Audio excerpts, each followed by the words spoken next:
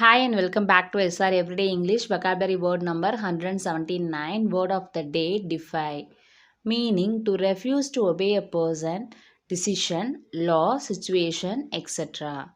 தமிழ்ல ஒரு நபர், முடிவு, சட்டம், சூழ்நிலை போன்றவற்றுக்கு கீழ்ப்படிய மறுப்பது அல்லது எதிர்த்து நிற்பது அப்படின்னு சொல்லுவோம். The word defy can be used as a verb. Pronunciation defy. Defy. Let's see some examples.